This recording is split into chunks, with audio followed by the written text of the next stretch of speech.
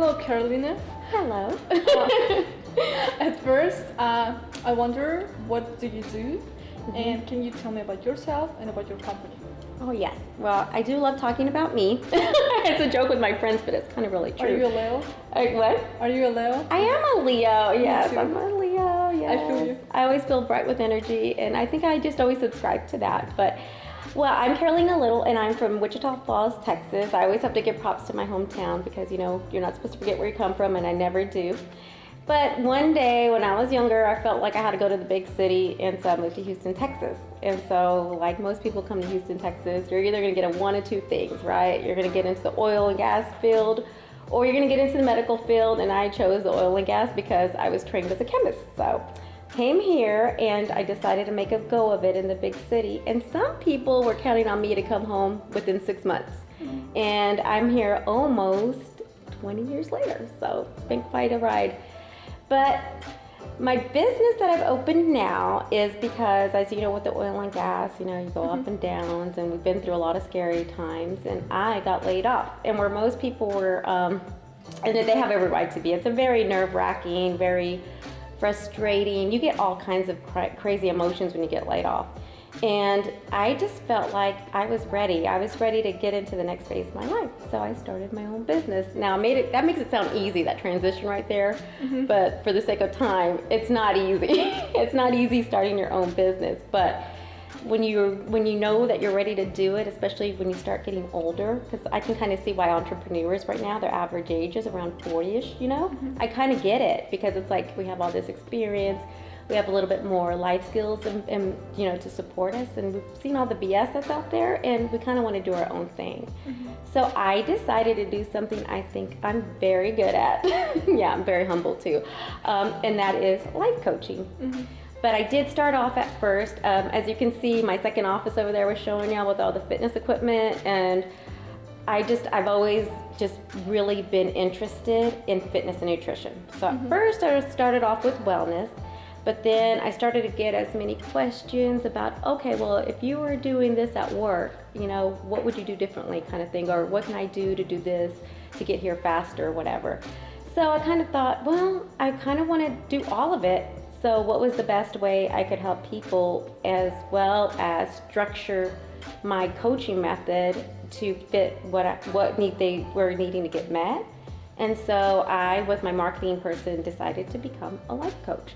So that was just a little bit more training. I already had the fitness and the nutrition. So of course I went to go through some more coaching methods to try to get, you know, all three levels embodied in one, and figure out how I could start working on habits, because, you know, habits are really the big deal right here, and getting their mindset ready to get ready for achieving their goals. And I'm really specializing with women. And I know that we'll probably go more in depth about that, but women, especially, you know, around their mid-30s and older, that's my passion right there, because, you know, I just remember that I got a lot of help around that time to get me over certain humps, and I just want to pay it forward. What do you think happens with women in the mid-30s? I think they start feeling their mortality a little bit more, and they start wondering where their next phase is going to be, whether it's at home, you know, or whether it's in their career, because they just start seeing, you know, possibly more of their mothering, you know, their mothers and their aunts and their grandmothers, all that starts coming more into the forefront. Because, you know, when you're in 20s and you're younger, it seemed like you would never get to that big 3-0. It seemed like you had your whole life ahead of you. And then suddenly you're in the mid-30s and you're really starting to feel the pressures of adulthood and seeing that bigger picture, you know, getting closer to you, and you're wondering, oh my God, how am I going to get there, and how am I going to get there successfully? So I think that that's what most of the people, or most of the women, are experiencing at an emotional and a mental level. And it really can be overwhelming, because you don't get many manuals, or you don't get many people around you that know how to strategically get out of that. They can talk to you and they can vent to you and they can kind of maybe be a diversion for you, but they really don't know how to get you away from that scenario and move you past it to where you can start being more successful with your goals. So what is the Carolina Little method? The Carolina Little method is something that I structured to give people chunks of how they were going to go from the beginning to the end, meaning what do they want to achieve and how they're going to achieve it. So the Carolina Little method is a process that embodies 3 C's. So when you join my program, we first go through a 6-week method, and this is me getting to know you, you getting to know me, and I have to really get to know your routine, and you get to know me as a coach. So that is very key. You have to have a coach you can trust and someone who wants to be involved in your success level, right? I mean, most coaches go into it not for the money. I mean, that would be crazy to think that any coach goes in it for the money, just like you would think that a teacher would go into teaching for the money. It's very much a reward system. You want to help people and you want them to succeed. So 6 weeks, I think, is enough time to establish that relationship, to establish that trust, and get to know somebody. From a coaching level, you have to get to know that person, because you can't help them if you don't know what their mindset is and what their routine is. And we'll get back to the routine. So on the 3 C's, after the 6 weeks, it's kind of building you to where you need to be in the process, the 3 C's. And the 3 C's stand for confidence, stands for clarity, and it stands for consistency. So when you go into the confidence level, it's because a lot of people, remember I was telling you about, they know that they want to get somewhere, but they really don't know how to navigate to get there. They've seen what other people do, but they haven't structured it. And so what they don't know is that they already have skills within them, and they need to write them out and be honest at what their level is. A lot of times when we get to that point, they find out that they're actually a lot better equipped than they even thought they were, because they never really sat down and gave themselves the time to evaluate themselves. And which is so common. I mean, it is really common. People have no idea how skilled they are because they just never really take time to evaluate it. But they'll be quick to tell you about your skills because they are so interested in yours that they forget to really concentrate on their own. And so on the confidence level, it's getting you to know what you're bringing to the table. Kind of like, I liken it to, like, remember the Wizard of Oz? And Dorothy at the end always had it in her to go back home if she just clicked her shoes.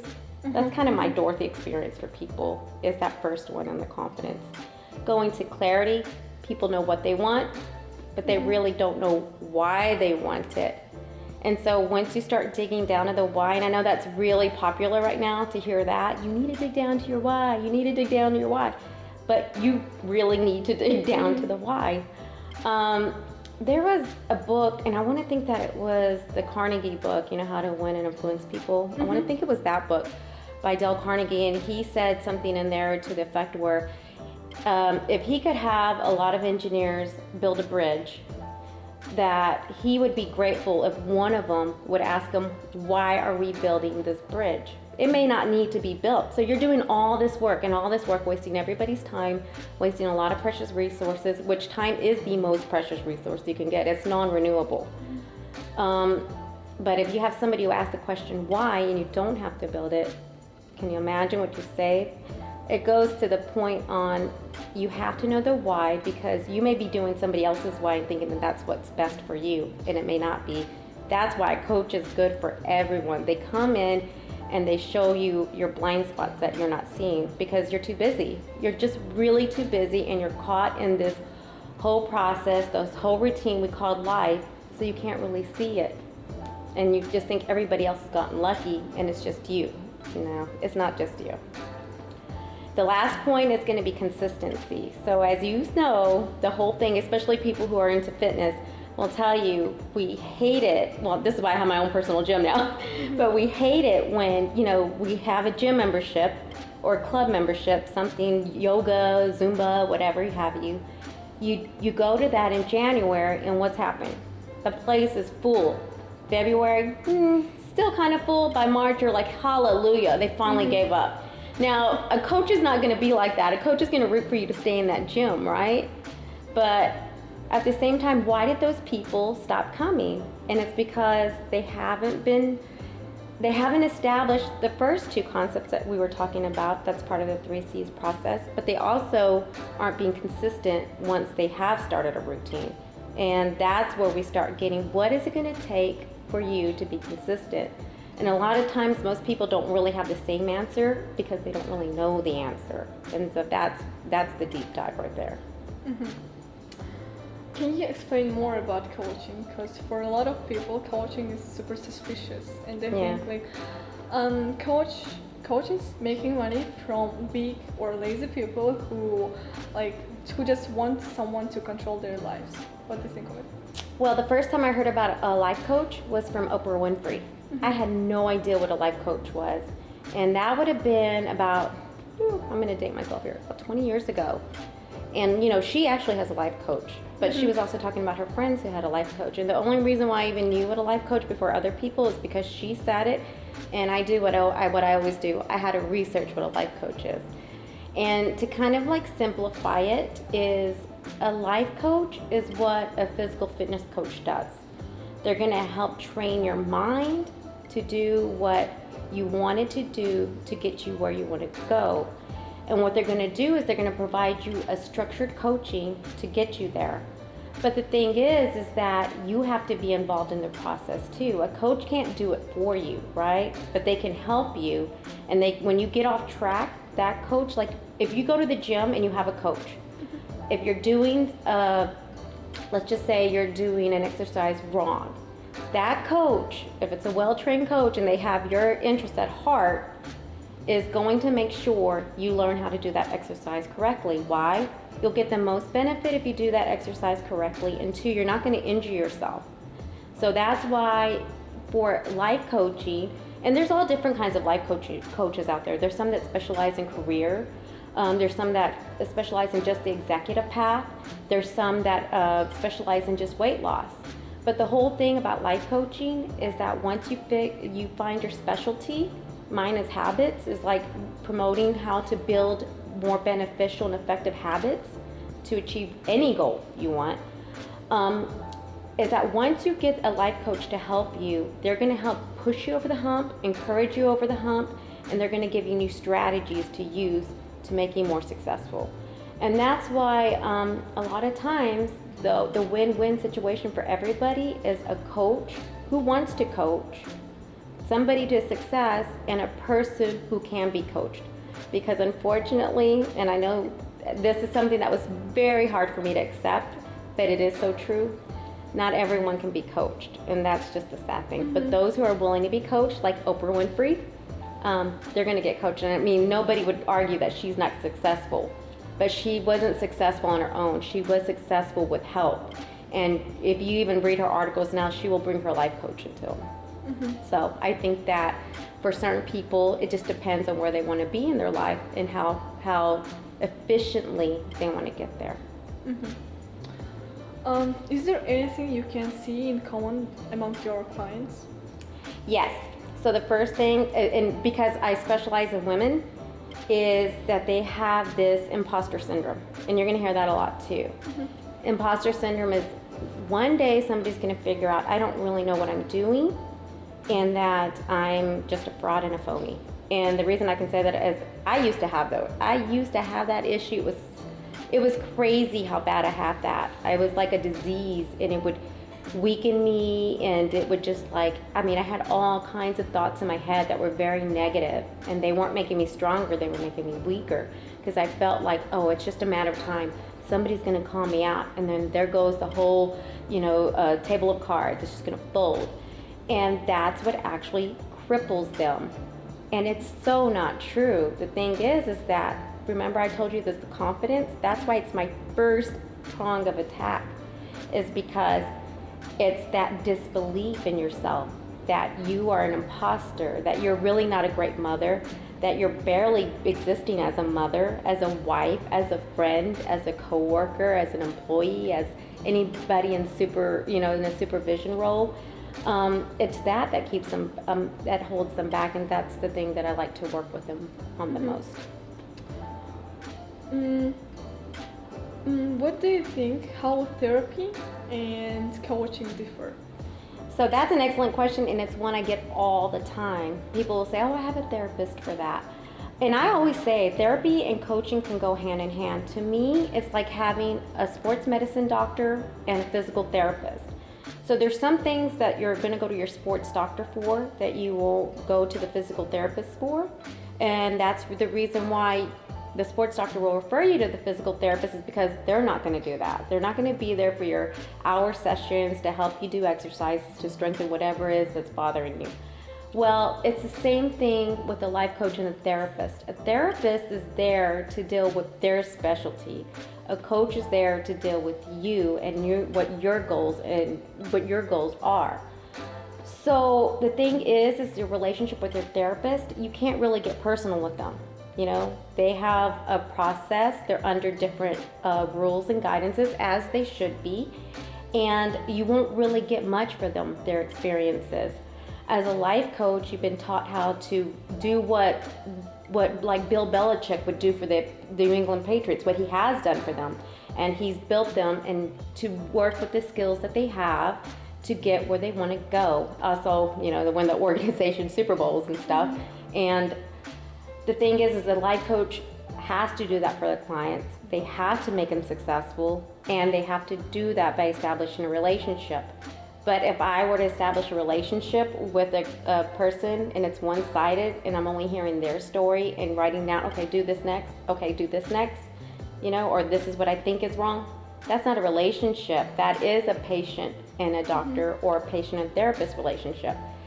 The coaching and the client relationship is a little bit more personal. I would share my stories. The reason why I can tell you that this works is because when I was 25 years old working in a refinery, this is what happened to me. Or when I was 25 years old and I put on, 15 pounds, this is how I took it off. Or when I became a mother at 18, this is what happened. When I became a mother at 33, this is what happened. See, it's just the sharing of experiences, building that relationship. So the relationship is different, the dynamic is different, and for most people, that coaching is what gets them to the next step. But that doesn't mean that they shouldn't go to a therapist or to a psychiatrist or to a psychologist. That doesn't mean that at all. It just means that they can coexist. It just depends on which treatment or which process is going to work better to get them to their goal first. Can you call coaching like a treatment? I do, because let's put it this way. If you're going to a really good coach, they can be a part of the treatment process. If you are going to a really good coach, they can give you some treatments. For example, you're going to a physical coach, right? What he's going to tell you to do before you start running, he's going to tell you to stretch. That's a treatment. Is it a treatment like a medical procedure? No, but it's still some kind of advice that you can use to treat your body. A life coach is going to do something that's going to help you treat your mind. And yeah, so a treatment is just really something that somebody gives you that you're going to use on yourself. And so while it's not a medical prescription, which is what most people see, it is something that's intended for you to use to make you become better, feel better. Do you have your own life coach? Yes, I do. I have my own life coach right now. But I have multiple coaches. I have a running coach, I have a marketing coach, I have a business coach, a sales coach, and a life coach. Yeah. Oh yeah. And the thing is coaches need coaches. I've always said this. In fact, if you go back and you listen to anything that I present to people, I'm always saying coaches need coaches. Nobody gets in this world to a level of success without others. And I think the reason why I started buying into coaches sooner rather than later is because I was just always told by my mentors when I worked in the oil and gas is that they had their own coaches. See, you learn from other people. They had not just mentors, they had coaches they paid. And so I don't know if without that experience I would have involved so many coaches in my life. Some of them are paid coaches and some of them are free coaches. When you start off your own business and you go to the right resources, you can get actually free coaches. And so I've been very fortunate that the paid coaches and the free coaches have been very good for me. But again, that's like with a doctor, right? You're going to find somebody that works well with you. That's why there's that 6 weeks in my coaching session is very important. And really, with any life coach or with any kind of coaching, you should always evaluate your coaches and how effective they are for you. Mm-hmm.